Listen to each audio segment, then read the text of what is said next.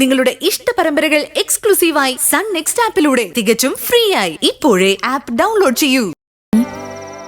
ഞാൻ പറഞ്ഞിരുന്നില്ലേ എന്റെ ഭർത്താവ് കാശിന്റെ കാര്യത്തിന് ബുദ്ധിമുട്ടിച്ചിരുന്നു.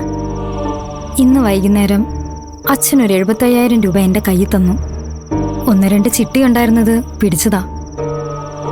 നാളെ ഇത് കൊണ്ടുപോയി കൊടുക്കാമെന്നാ ഞാൻ വിചാരിച്ചത്.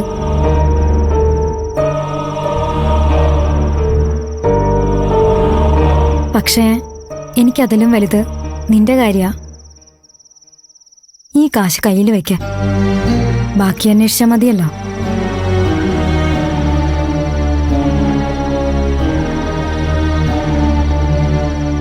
വേണ്ട, ഈ കാശ് നീ നിന്റെ ഭർത്താവിന് തന്നെ കൊടുക്ക. എന്നെ നീ അങ്ങനെ കണ്ടിട്ടുള്ളൂ? അതുകൊണ്ടൊന്നുമല്ല.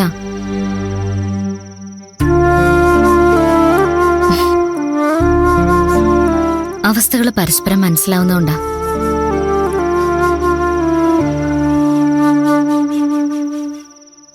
നിനക്ക് നിന്റെ ഭർത്താവിന്റെ വീട്ടിലേക്ക് പോണ്ടേ? നിന്റെ കുഞ്ഞിന്റെ അച്ഛന്റെ കൂടെ ഒന്നിച്ചു കഴിയണ്ടേ? പിന്നെ ഇവിടത്തെ കാര്യം ഞാനങ്ങനെ തോൽക്കൊന്നുമില്ലടി.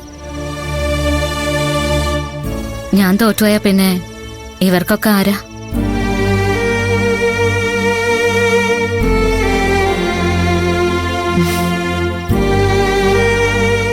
കാർത്തികന്റെ കാശിന്റെ കാര്യം അത് ഞാൻ എങ്ങനെയെങ്കിലും കൊടുത്തോളാം.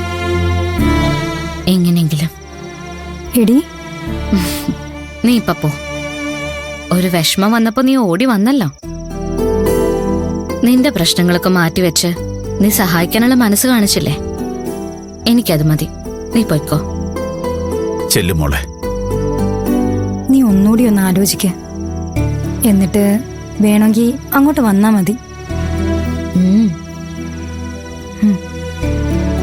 ശരി.